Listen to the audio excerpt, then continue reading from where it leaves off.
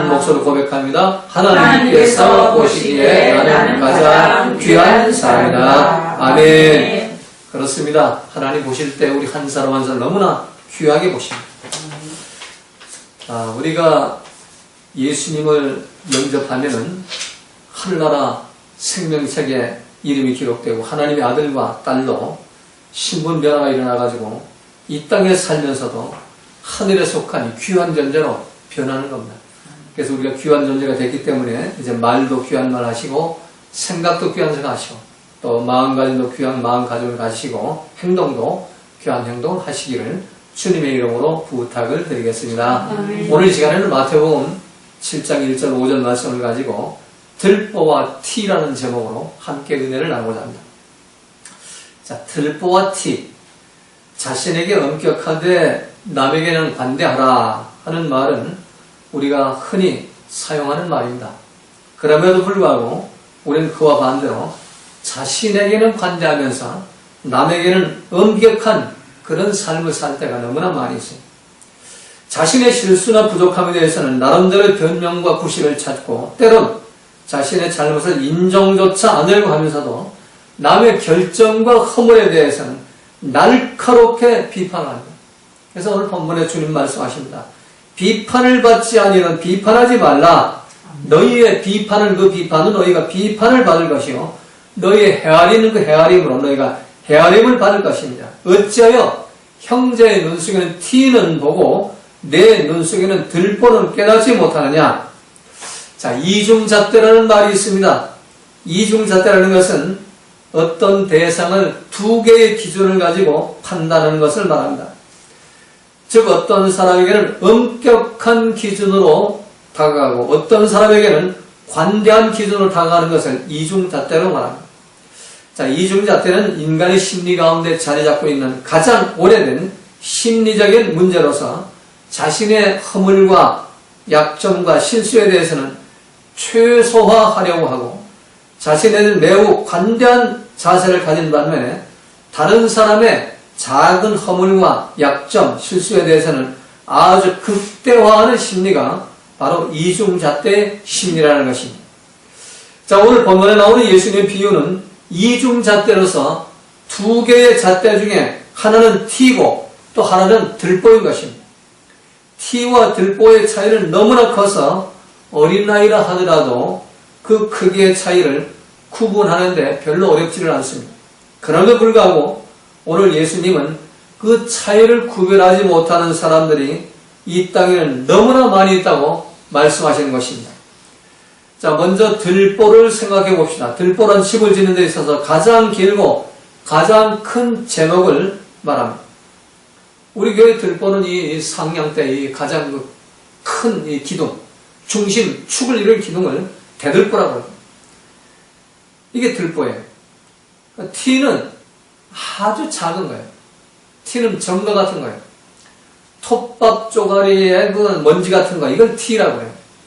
그래서 우리 눈에 티가 들어가면 견딜 수가 없잖아요. 이 티와 들보, 이건 도저히 비교가 안 되는 거죠. 근데 자기 눈에 들보가 들어있는 사람이 다른 사람 눈에 티를 뽑겠다고 나무라고 꾸중하고 비판한다는 겁니다. 티와 들보의 비유는 예수님을 주인으로 믿고 예수님을 구원의 주 메시아 왕으로 믿고 고백하는 성도들이 이제 더 이상 옳고 그런 것을 따지는 그 선악과의 길을 버리고 이제 사망길 떠나서 생명나무 길, 영생길로 들어가기 위한 예수님의 사랑의 음성인 것입니다. 자, 그렇다면 우리가 구원받은 성도로서 사망길을 떠나 생명길, 구원의 길, 영생길로 들어가려면 어떻게 해야 할 것인가? 첫 번째, 비판하지 말라는 것. 여기서 말하는 비판은 참과 거짓을 분별하는 분별력을 말하는 것이 아니라 심판자적 입장에서 하나님 자리에 올라가가지고 남을 정죄하고 판단하는 것을 말합니다. 오늘 본문에 나오는 비판하다는 단어는 헬러 원어 성경에는 크리노라는 그 단어를 사용했는데 크리노라는 단어는 유죄 판결을 내리다, 벌하다, 판단하다, 심판하다, 판결하다, 재판하다의 뜻입니다. 크리노를 요한복음 7장에서는 판단으로 번역을 했습니다. 외모로 판단하지 말고 공의롭게 판단하라. 요한복음 7장 24절. 또 여기 요한복음 18장에서 재판으로 번역했습니다. 빌라도가 이르되 너희가 그를 데려다가 너희 법대로 재판하라. 크리노라는 단어를 씁니다. 이처럼 비판의 뜻은 판단, 재판, 판결, 심판 이런 뜻이 있는 겁니다. 예수님 당시에 서기관과 바리새인들은 외식적이고 형식적이고 습관적인 편견에 사로잡혀가지고 사람들을 함부로 비판하고 판단했습니다. 크리노하기를 좋아했습니다. 이런 자신들의 기준의 잣대를 가지고 다른 사람들을 비판, 정죄하고 판단하는 것, 이게 비판이에요. 이건 비판하지 마. 이거 하지 말라는 겁니다. 그들은 자기들의 전통, 유전, 지식, 습관과 생활 방식을 가지고 자기와 조금만 다르면 하나님 자리에 올라가서 그 상대방을 판단하고 정죄하고 심판했습니다. 자, 우리는 바리새인들 하면은 그냥 아주 나쁜 사람들, 예수님 말 독사의 자식들, 마귀의 자식들, 사단에게 속한 놈들, 이렇게 아주 안 좋게 생각합니다. 그런데 그 바리새인적 요소가 우리한테도 있다는 걸 우리는 모릅니다. 왜? 들보가 나를 가리고 있기 때문에. 우리도 자신의 신앙적 경험과 지식을 가지고 이웃을 함부로 비판하고 판단하는 이런 일을 많이 하고 있습니다. 자, 코로나19 방역 조치로 비대면 온라인 예배를 드려라. 그리고 행정부처에서 방역 지침 행정명령이 내려오면 예수 믿는 사람들이 제일 먼저 비판합니다. 관계부처가 정부를 비난하고 판단합니다. 왜 다른 이 프랜차이즈 커피점이나 마케트나 이런 데는 다 이렇게 만나가지고 물건 사고 이렇게 하면서 왜 교회는 유독 이렇게 비대면 예배를 드리려 하냐? 그리고 이거 공산주의 왔다, 사회주의 왔다, 주석하고 왔다 이러면서 비판 정도가 나옵니다. 자, 그거 반면에 이제 사회적 거리두기를 완화로 대면 예배를 드려야 된다. 이러면은, 엄청나게 그 정부를 비판하고, 관계부처를 비판하고, 이게 방역수칙 잘못됐다고 그랬다면은, 머리 싸매고 교회에 와서 예배를 드려야 되는데, 예배 안 드려요. 또 비판해요. 어디를 비판하냐? 교회를 비판해요. 방역 조치가 제대로 안 된다. 목사가 마스크를 안 쓴다. 거리두기를 제대로 안 한다. 왜 거리두기 안 해요? 2m, 3m씩 거리두기 하고 30% 좌석에 30% 미만으로 지금 예배를 드리고 있는데 그래 비판거리 찾으면서 이 핑계 저 핑계 대면서 예배를 안 드려요. 이게 우리 속에 있는 거예요. 우리 속에. 다른 사람 속에 있는 게 아니고 우리 속에 있는 거예요. 예수 믿는 사람 속에 있는 거예요. 그러니까 우리가 바로 바리새인 서기관과 율법사예요. 내 속에 들보가 있기 때문에 이게 안 보이는, 나는 안 보이고 자꾸 상대방의 그 약점, 허점, 실수만 보이는 겁니다. 이런 편견적인 판단은 하나님을 모르는, 하나님을 알지 못하는 어리석음과 무지에서 나오는 죄고 교만의 죄요. 또 판단하는 하나님처럼 행세하는 그런 바벨탑의 죄가 되는 겁니다. 우린 예수 그리스도 안에서 한 형제 자매된 하나님 나라의 백성을 경멸하고 비판하고 정죄하는 그런 죄를 서슴지 않고 있는 겁니다. 비판하지 말라는 것은 자신의 하나님 자리에 올라가서 판단하지 말라는 뜻입니다. 우리를 판단하실 분은 오직 하나님 한 분뿐입니다. 아멘. 하나님 우리에게 재판권 주지 않았습니다. 우리는 그저 회개만 하면 됩니다. 아멘. 그리고 기뻐하고 감사하고 나가면 되는 겁니다. 아멘. 재판권은 오직 하나님께 있습니다. 우리에게 유일하게 주신 것은 도고 기도하며 변호할 그 권한을 주셨어요. 누구 죄를 좀 용서해 주세요. 좀 도와주세요. 이거는 우리한테 변호사의 길은 그건 줬는데 판결권은 안 줬단 말이에요. 근데 우리가 하나님 돼가지고 저놈은 이렇고 저놈은 저렇고 반대로 생각하면은 교회 예배 참석하지 않은 사람들 비판하면 안 돼요. 그 사람들도 그 사람 나름대로 이유가 있는 거예요. 그걸 내가 하나님 돼가지고 왜 교회 안 오냐? 왜 대면 예배 안 드리냐? 그럴 필요가 없는 거예요. 하나님 손에 올려놓는 거예요. 하나님이 알아서 하는 거예요. 예, 말세는 알고가 가라지가 갈라지는 시대고 쭉정이와 교는 바람에 날려가는 시대이기 때문에 하나님이 하신 걸 내가 왜 그걸 비판하고 내가 하나님 돼가지고 거기 마음 뺏길 필요가 아무것도 없는 겁니다. 아멘. 자, 그래서 비판하지 말라는 것은 내가 하나님 자리에 올라가가지고 판단하는 죄를 짓는 겁니다. 다른 사람을 비판하고 판단하는 사람은 자기가 하나님처럼 의의 없고 거룩하고 절대 진리라고 착각하고 지금 사는 겁니다. 로마서 3장에 보면 의인은 없나니 하나도 없으며 라고 말씀합니다. 로마서 3장 10절에 기록된 말씀이죠. 하나님 눈으로 볼 때 우리는 모두 죄인입니다. 그러므로 비판하지 말라는 것은 스스로가 죄인인데 그 죄인이 자기만 의인인 척하면서 다른 사람을 죄인이라고 정죄하며 판단하는 것은 자기가 하나님이 되는 겁니다. 가장 큰 죄입니다. 죄인된 인간이 하나님 위치에 서가지고 다른 사람을 비판하고 판단하지 말라는 겁니다. 자, 탈무드라는 책을 보면 남을 비방하는 것은 살인보다 더 위험한 일이라고 기록이 되어 있습니다. 그리고 살인은 한 사람밖에 죽이지 않지만 비방은 한 번에 3사람을 죽인다는 겁니다. 왜 3사람이냐? 비방하는 사람도 죽고 그걸 듣고 있는 사람도 죽고 그걸 비방을 당하는 사람, 이 모든 3사람이 죽임을 당한다는 겁니다. 왜 그럴까요? 이 선악과이기 때문입니다. 선악과는 사망길입니다. 영혼은 멸망길입니다. 그래서 우리가 옳고 그런 거 절대 따져주면 안 됩니다. 옳고 따져주지 말아요. 선악 분별하면서 판단하지 말아야 돼요. 가정에서 부부 사이에도 마찬가지고 또 부모와 자녀 사이도 마찬가지고 형제 자매 간에도 마찬가지고 교회에서 목사와 성도 사이도 마찬가지고 성도끼리도 마찬가지예요. 이 한 주간 여러분 이 비판 좀 없애줄 거예요. 이 비판을 없애주시기 바랍니다. 여러분 삶의 현장에서 이 비판 몰아내야 돼요. 그러지 않으면 우리는 입술로 주여 주여 아무리 해봐도 주님과 아무 상관이 없어요. 여전히 마귀의 자식이고 여전히 독사의 자식이고 여전히 멸망길을 좀 걸어가는 거예요. 비판이 없어져야만 하나님 자녀입니다. 아멘. 선악과가 없어져야만 생명길로 들어갈 수가 있습니다. 아멘. 비판이 없어져야 구원받은 자일 것입니다. 아멘. 입술로 아무리 주여 주여 십자가 무너지고 별짓 다 해봐도 난 구원되지 않은 겁니다.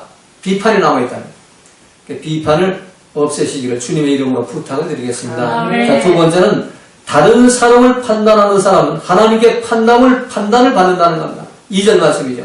너희의 비판하는 그 비판은 너희가 비판을 받을 것이요 너희의 헤아리는 그 헤아림은 너희가 헤아림을 받을 것이니라. 다른 사람을 판단하는 사람은 내가 판단한 그대로 하나님께 판단을 받게 된다는 겁니다. 다른 사람을 심판하는 사람은 내가 심판한 그대로 하나님께 심판을 받는다는 겁니다.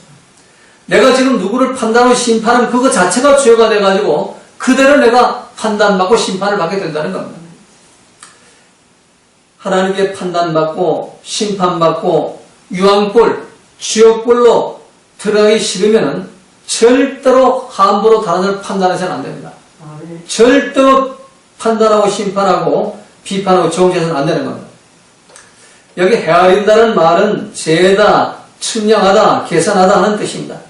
누가 더하고 누가 덜하고 누가 좋고 누가 나쁘고 누가 뭐 많이 있고 누가 뭐 이렇게 적고 이런 거 절대 비판하지 말라는 겁니다. 헤아리지 말라는 겁니다. 남을 비판한 것은 자기는 의롭고 상대방은 잘못됐다고 여기는 겁니다. 이 비판이 심판이고 아까 말씀드린 심판은 하나님의 전유 권한입니다. 하나님만이 갖고 있는 절대적 권한, 절대 주권입니다. 근데 그거는 우리가 인간이 감히 하나님 앞에 올라가가지고 왜 그럴까요? 내 속에 들보가 있어요. 들보 사다리가 지금 이 아담 그 시대부터 아담과 하와 시대부터 그 사단의 그 뿌리가 들보처럼 나한테 뻗쳐 있는 거예요. 그걸 모르는 거예요. 그게 못 보게 하는 거예요. 그게 꽉 좀 차 있어가지고. 티를 찾고 있는 사람 중엔 목사의 설교를 삐딱하게 듣거나 또 자기 표준에서 계속 빗나간 것만 찾는 사람들이 많습니다. 이들은 항상 편견을 갖고 있기 때문에 항상 선악의 분별이 따라다니고 하나님 자리에서 하나님 행사하면서 이 크리노의 삶, 정죄하고 결정하고 판결하고 온다고 심판하는 그런 삶을 살게 되는 겁니다. 그래서 우리 심판자가 아니기 때문에 함부로 판단할 권리가 없는 겁니다. 심판은 오직 하나님만이 하실 일입니다. 우리 모두는 하늘로부터 심판을 아버지 하나님으로부터 심판을 받아야 할 대상들입니다. 근데 누가 누구를 심판받을 대상들이 누구를 심판을 합니까? 내가 심판을 받아야지. 그래서 남을 비판하면은 그 비판이 자기에게 온다는 겁니다. 그래서 절대로 남을 판단하지 마시고 합니다. 예수님은 이 땅에 오셔가지고 상한 갈대를 꺾지 않으시고 꺼져가는 등불도 끄지 않으셨죠. 아멘. 판단과 비판과 정죄와 심판이 없었습니다. 죄인들, 세리들, 창녀들, 버려진 사람을 만났고 그들을 위로하고 싸매어 주셨습니다. 아멘. 심지어는 십자가에서 자기를 죽이는 사람들까지 나를 십자가에 못 박는 그 왼수들을 하나님께 도우기도 했습니다. 중보기도 했습니다. 저들 살려서 죄 없다, 죄 모르고 하니까 저 사람들 죄 없이 해달라고, 용서해달라고, 천국 보내달라고. 이게 하나님이 아들, 성자 하나님, 말 우리를 창조하신 성자 하나님이 이렇게 모범을 보였는데 우리가 주님을 왕이라고 메시아를 믿으면서 우리는 그대로 따라가지 않아요. 그냥 잘났어요. 항상 그저 정죄하고 심판하고 판단합니다. 남을 비판하고 판단하지 마십니다. 그 정죄와 그 비판이 그대로 그 순간 그대로 자기에게 오는 겁니다. 그래서 너희가 이 헤아림을 너희 헤아림을 받을 것이니라. 헤아린다는 것. 아까도 말 달아본다, 재는다는 것. 내가 누구를 헤아리고 재면 하나님이 나를 헤아리고 재는 거예요. 그래서 절대로 형제를 비판하고 판단하지 말고 오직 하나님 말씀대로 겸손하게 써가지고 사랑과 용서만 실천해야 되는 겁니다. 아멘.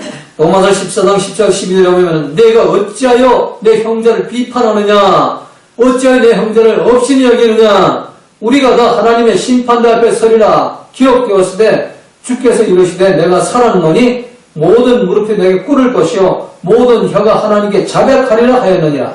이러므로 우리가 각 사람이 자기 일을 하나님께 직고하리라 라고 했습니다. 뭐 이렇게 내가 뭐 이런 죄를 지었으면 저런 죄를 지었습니다.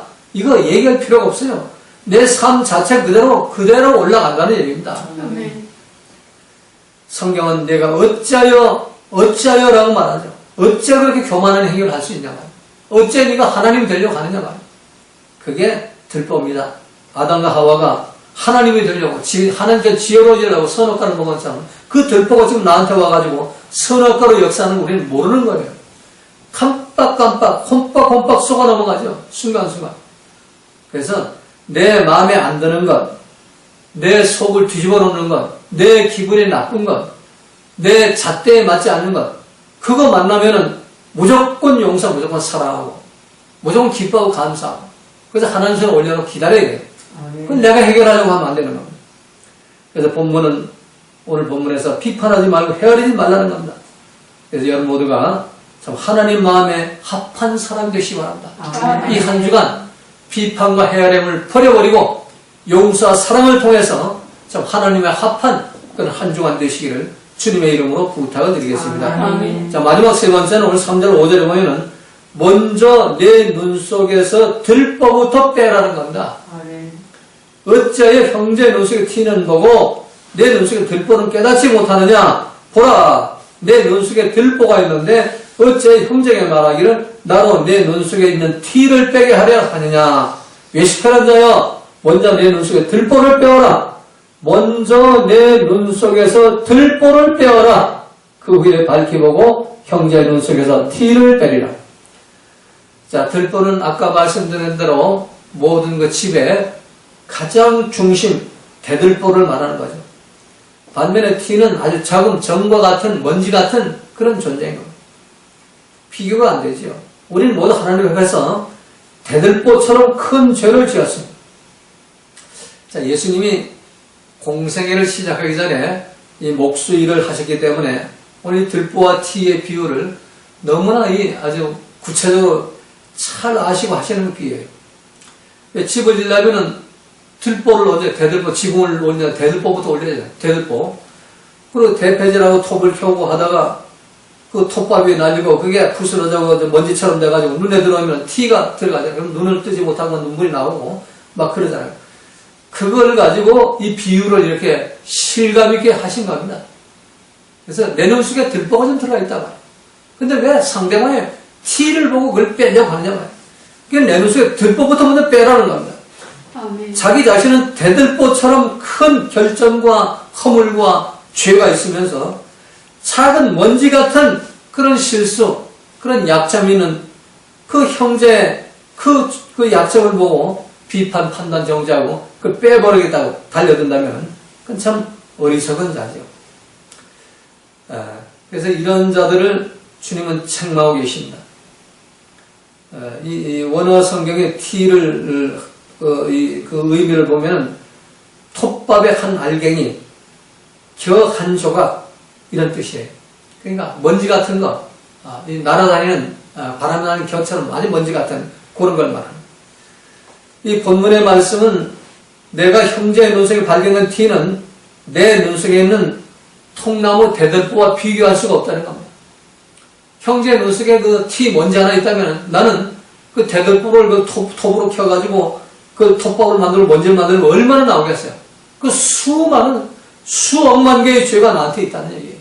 근데 어떻게 상대방이 그 조그만 그 죄를 가지고 그걸 가지고 비판 정죄를 하느냐 말이에요. 티와 들보는 엄청난 차이가 나죠. 사람들은 자기에 관대하고 남에게는 엄격하죠. 그게 바로 들보와 티의 비유인 것입니다. 우리말 그 속담에 이런 말이 있죠. 가랑잎이 설잎 보고 바사락거린다고 야단친다. 사실은 가랑잎이 설잎보다 더 요란하죠. 이 산에 원래 등산하고 올라가 봐요. 설잎은 그 가느다란 게 땅바닥에 있어가지고 소리가 안 나요. 반대로 윤이 나죠. 근데 가랑잎은 건드리면 바사락 이러잖아요. 그래서 이 속담이 참 재미있어요. 가랑잎이 설잎 보고 바사락거린다고 좀 조용히 하라고 야단친다는 겁니다. 자, 그리고 또 아주 저속한 표현도 있죠. 똥 묻은 개가 개 묻은 개 나무란다.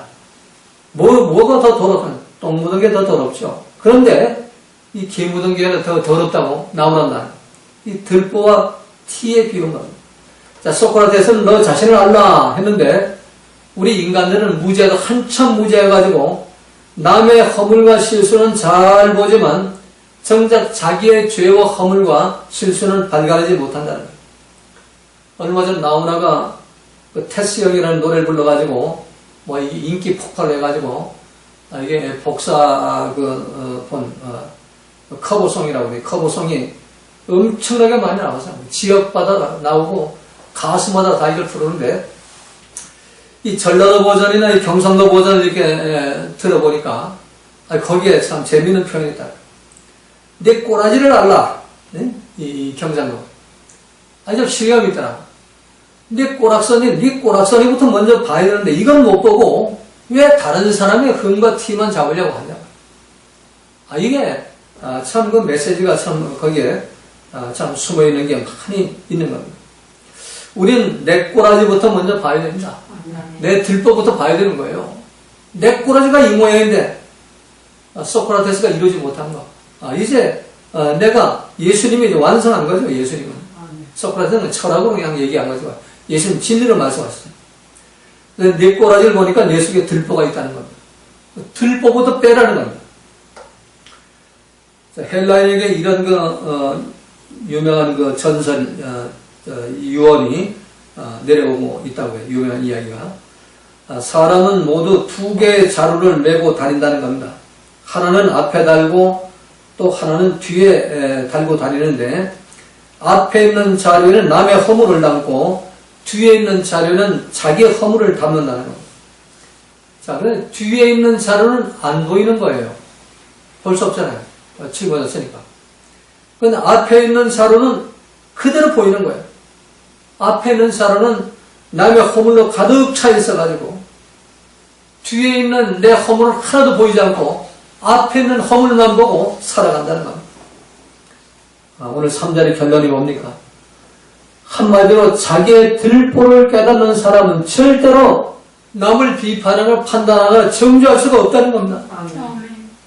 나한테 이런 엄청난 죄가 대들보 같은 죄가 있는데 어떻게 그 점 같은 먼지 같은 그 형제의 잘못을 보고 잘했냐 잘못했냐 옳으냐 틀렸냐 됐다 안 됐다 그건 나쁘다 좋다 이거 판단할 수가 없다는 얘기입니다. 이걸 이제 예수님 오늘 본문에서 외식하는 자라고 말씀하죠. 자신의 들보를 보지 못하고 이웃의 티만 보고 빼겠다고 하는 사람들 그런 사람을 5절에서 외식하는 자라고 합니다. 외식하는 자여 먼저 내 눈 속에 들보를 빼어라. 우리는 외식하는 자 하면 뭐 서기관, 바리새인, 율법사 그들만 하던 나쁜 놈들과 초대교회에서 예수님 괴롭히고 그 힘들게 하는 놈들, 그놈들이 외식하는 자지. 나는 외식하는 자 아니야. 그런데 내가 이웃을 한 번만 비판하고 판단해 내가 외식하는 자예요. 내 속에 들보가 있는데 들보 없는 사람 없어요. 나도 들보가 있고. 들보가 없으려면 내 뇌세포가 죽어야 이런 거 죄가 없어져 버려요. 뇌세포가. 살아있으면 들보가 항상 있게 돼 있어요. 그래서 사도 바울이 들보를 없애려고 나는 매일 죽노라 그래.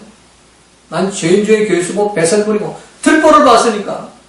그래서 나는 매일 죽는 거예요.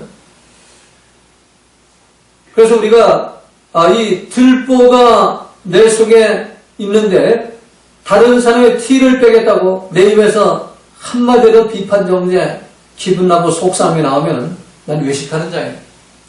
그러니까 외식하는 자가 되지 않으려면 비판 정죄, 판단을 없애라는 겁니다. 선악을 없애라는 겁니다.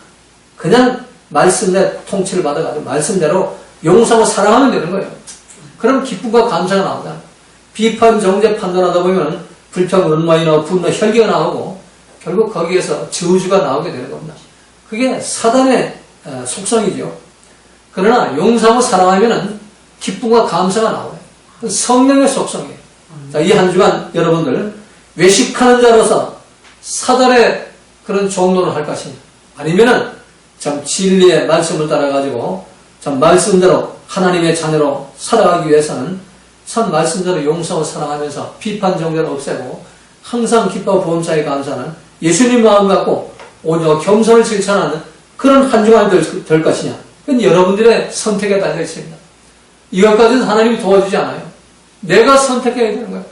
선악과 길을 갈 것이냐, 생명나무 길을 갈 것이냐. 그러면서 결론은 회개하시고 합니다. 회개해서 죄사함 받고 예수님 피부림 받아가지고 성령을 선물로 받아야 됩니다. 성령을 선물로 받으면 그 성령이 나를 도와주셔가지고 이 비판을 없애버립니다. 성령이 나한테 오시지 않았기 때문에 비판이 남아있는 거예요. 성령이 나한테 오시면은 그때부터 성령이 나를 말씀으로 인도하기 때문에 비판보다는 용서가 나오고 판단보다는 사랑이 나오는 거예요. 혈기보다 분노보다는 겸손과 온유가 나오는 거예요. 그래서 항상 기뻐 보험사에 감사하면서 천국 시민의 표를 갖고 승리하는 하루하루를 살게 되는 겁니다.